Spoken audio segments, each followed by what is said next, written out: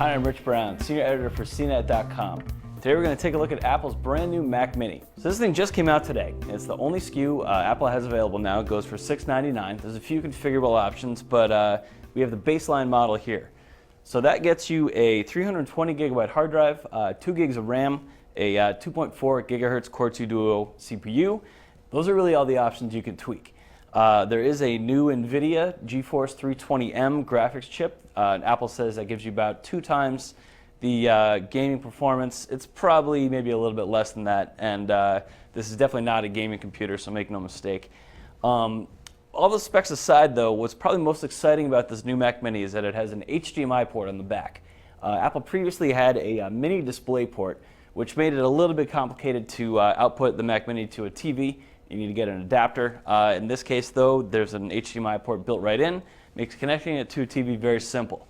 There is some software that Apple includes that lets you accommodate for what's called underscan, which is sort of a disconnect between PC output and the way TVs receive that signal. So you can manually fix the screen, makes it nice and easy.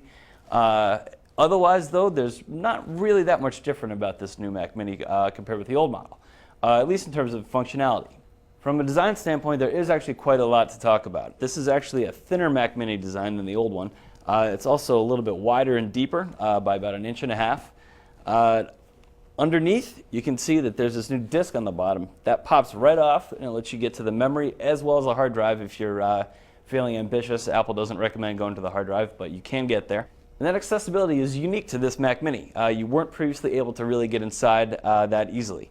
Now, in the back of the system, there is an SD card slot, and that's an SDXC slot, which gives you a little bit higher capacity than standard SD card slots, and that's in keeping with Apple's move to SD on the iMac. One last feature you'll probably appreciate is that the power cable no longer has an inline power brick. It's simply a standard cable, it goes right into the back of the Mac Mini and into the wall, no brick or mess really involved. So as before, there's no keyboard or mouse included, nor is there a remote control. You also have to bring your own display, and it will, of course, work with a standard PC-style display, Apple Cinema display, what have you. So from a value standpoint, this definitely carries that tradition of paying a premium for Apple products. 320 gigabyte hard drive is minuscule for this price range. You can get PCs that are also small form factor. They're plugged into TVs that have drives of 1 terabyte or more. So that's certainly a knock against this system. That said, its design is very obviously living room friendly, and the HDMI output makes things a lot easier in terms of using that Mac Mini as a media center. And also with the new graphics chip, we had a pretty good experience playing HD movies from around the web, including QuickTime. We tried Amazon Video on Demand, YouTube, Netflix. Pretty much every site we went to had no problem playing HD video. So enthusiasts will probably still want to go for a small Windows-based media center that's less expensive with more storage. That said, for the Apple faithful, as well as the design nerds among us, the Mac Mini will make a great little living room box. Just be prepared to pay a little bit extra for it.